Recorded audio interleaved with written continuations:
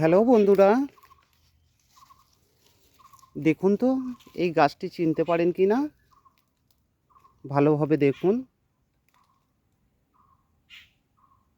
গাছগুলো দেখতে কত চমৎকার, কি সুন্দর, কতকটা বাকস পাতার মতো দেখতে।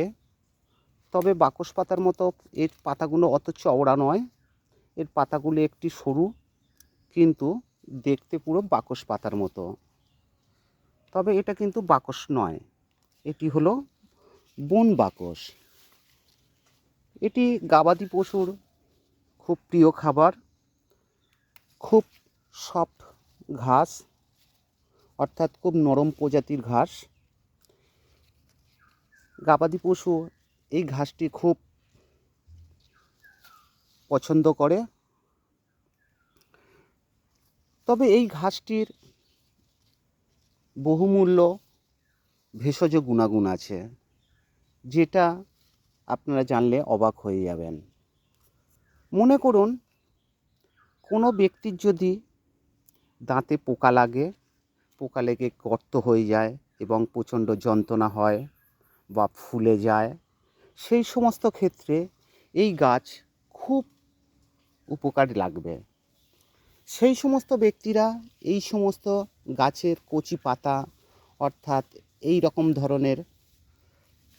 ধরনের কচি পাতা তুলে দু হাত দিয়ে রোগড়ে নেবেন বা থেঁতো করে নেবেন।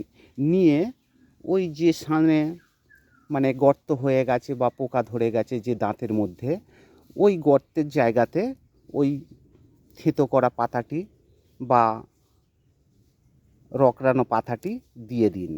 দিয়ে দেওয়ার পরে 10 মিনিট পরে আপনি মুখটা ধুয়ে ফেলুন। মুখটা ধুয়ে ফেলার পরে দেখবেন দাঁতের মধ্যে যদি পোকা থাকে অবশ্যই বেরিয়ে আসবে। 10 মিনিটের মধ্যে বেরিয়ে আসবে এবং আপনার ব্যথা, যন্ত্রণা সবই কমে যাবে। এছাড়াও এর আরেকটি গুণাগুণ আছে। কোনো ব্যক্তির যদি হুটহাট মাথার যন্ত্রণা করে, সেই সমস্ত ব্যক্তিদের ক্ষেত্রে এটা খুব প্রয়োজনীয় গাছ এবং খুব ভালো কাজ করবে। তারা এই গাছটি কিভাবে ব্যবহার করবেন? এই গাছের পাতা ভালো করে পেস্ট করবেন।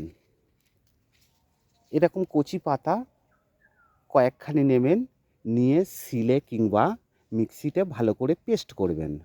করার পরে ওতে একটু কাঁচা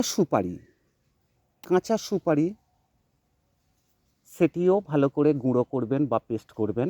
করে দুটো একসাথে পাইল করবেন, করে কপালে লাগিয়ে দেবেন। লাগিয়ে দেওয়ার 10 মিনিটের মধ্যে দেখবেন আপনার মাথার যন্ত্রণা পুরোপুরি গায়েব হয়ে গেছে।